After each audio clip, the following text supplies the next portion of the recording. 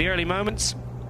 Attacks from Sport Vlaanderen, from Human Powered Health, are trying to get something out of the week. We saw Ben Healy as well from the EF Education Easy Post squad, just trying to stretch his legs and see if he could manage something. And there's been a sustained push for the break today. I think real belief that it's possible to get out front. And Team Cope, the local squad, naturally enough, we've seen so much energy from them to get into early breaks. But this is definitely the biggest break that we've seen, and also the most fascinating. Look at the size of that move. We've got, looks like Valgren up there for the EF Education Easy Post squad, all clad in pink. It's the French tricolor, the French national road race champion, TGV himself, Remco Evenepoel. That makes way for Team Coloquick's Jesper Schultz. And then Uno X, those familiar yellow and red colours, represented on this occasion by Jonas Gregard-Wiesli, who's the best placed rider up here, 3:16 back, so set to leap up on general classification if this one survives, albeit they're not going to be given too much rope by dint of his presence in the move. There's quite a press on here. Valgren and Healy stomping on the pedals with great intent and causing a little bit of shenanigans behind. Is this an attempt to force a split? The wind conditions perhaps ideal here. Split in the group up front. I knew that was going to happen. They could sense that when they made that right turn, a little bit of elevation, there's an opportunity for splitting this one up, and they got to try and knit it back together again with some strong riders. Attacks are happening, and it's inevitably Ben Healy that has decided to reach out for glory today as the young Irishman steps clear and steals a little anxious look over his left shoulder to see what sort of damage he's done. Well, it's a punchy press-on style, and it's Remco Evenepoel that's going to try and close it down to Healy, and he's coming up like, well, like a train. And then the Alpecin Phoenix squad, another Belgian, Jimmy Janssens, hits the front. And Askren's going to put together, he's not going to miss a turn. Any gap in the line, he'll fill it. Nicolau Beltran is thereabouts as well. And it's the strongmen that will want to stay as close to the head of affairs as possible, because Askren is pressing on here. And it's, well, Nicolau Beltran just simply couldn't hold his wheel. I mean, that was just a sheer display of power.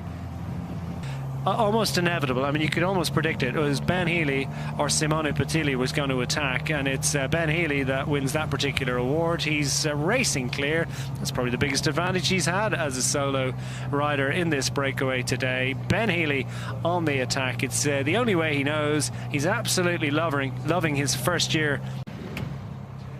Just hearing it's about 35 seconds, so a useful contribution here from Healy. He's opened up a half a minute advantage over the rest of the breakaway group, so solid climbing. Then touching distance at the top of the climb, and well into the descent at this point is Ben Healy. Tucked low over the bars for maximum aerodynamic efficiency. Doesn't cut too big a hole in the wind. Back to Healy, who's, if anything, added a couple of seconds to his advantage. So it's holding very solid and very steady at the moment. He's, I think, pretty much certainly going to race solo onto this finishing circuit. Up over the top. Ben Healy gets the relief of the gradient, but still 23 kilometers remaining. He'll plunge down towards the finish line.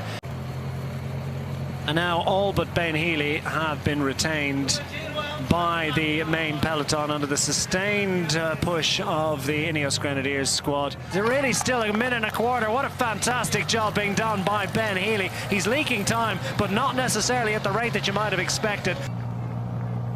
As he's down to the final 4.5 kilometers, he hits this neat ribbon of tarmac that tells him that the big climb, but the final time of asking is ranged in front of him. Where is Healy? Because Tobias Halland Johansson is taking the heavy hitters with him. He's taking first and second in the bike race. We've got first, second and fourth And Ben Healy can't be too far ahead of this one. Alan Johansson also for company.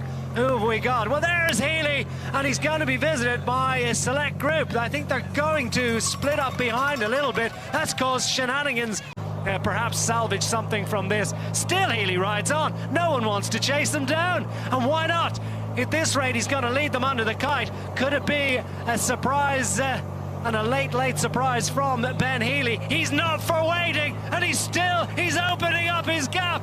You know what? He could just do this because no one wants to take it on behind. Plapp's looking around. They don't know what to do. They're waiting for others to help them, to assist in the chase. And Ben Healy is racing clear once more, and you've got to admire his resolve. At that moment, he could have looked around and seen that he was just a matter of a handful of seconds clear.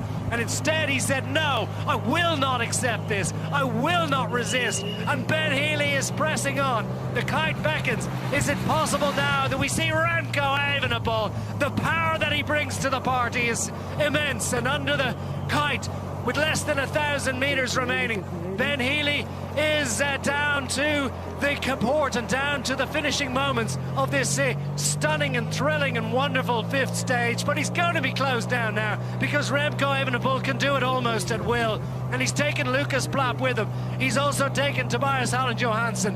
And Ben Healy is with almost 180 kilometers in his legs. Behind, they're coming up as Healy continues to lead them. He's got the riders in his wheel. Here comes Remco Evenepoel. Lucas Plapp tries to come around him. Tobias Alan Johansson, I think, is he out of breakfast? Is he going to be able to sustain it? It's Remco Evenepoel. Remco Evenepoel gets up to take the victory. His third stage win of the week. Tobias Alan Johansson, another second place finish for him. And I wonder where Ben Healy finished, because that was the ride of the day. MVP, no question. There's confirmation of the finishing order. It's Evenepoel from Tobias Alan Johansson, Lucas Plapp in third place, Jay Vine in fourth. Ben Healy survives for a great fifth place finish ahead of Sheffield, Huys, Uiterbrooks, Tunison and Filippo Fiorelli rounding out the top 10. Well, what a conclusion to what a wonderful day, and Remco Evenepoel getting the success that extends his advantage. Now 56 seconds clear of Jay Vine and Lucas Plapp, 130 back.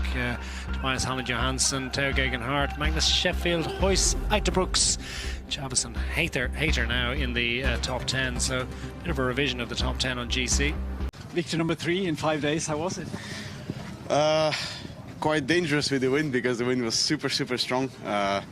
But yeah, I think we had great tactics, even though we didn't really focus on the stage win. It was more like, yeah, we had the feeling that a big group was going in the break, and we needed at least one guy in, and we had two. But then in one moment we realized that we understood that we needed somebody more to guide me a bit into the local circuit. But then, yeah, everything went really well. We saw an amazing Josef Schering today, who did almost the whole day alone in the headwind. So he was super strong, and he definitely can eat one cake more than the others tonight. But yeah, then in the end, the local lap was actually much more hard than yesterday. So really nice circuit. And yeah, in the end it was like 8 guys gone over the top of the small climb. And yeah, there was a bit of hesitation, but I saw that a really big group was coming back. So then I jumped with around 1K to go.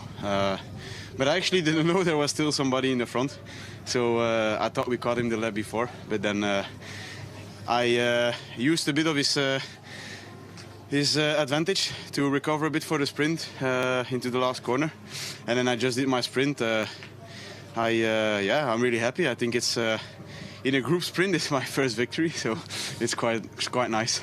Take us through the sprint, because we heard just now there were some disagreements about some movements in the final few hundred meters. Yeah, I mean, I went first into the last corner and actually just followed. I mean, I sprint like in a straight line, but yeah, I think it's a bit the same story as yesterday in the Giro. So if you're first in a corner, you always kind of got the rights, and then in the last straight line I just kept my right side of the right side of the road. Yeah, I just talked with Plapp. I asked him if I did anything wrong, and he said it was not anything wrong, but he was just too late to overtake me. So yeah,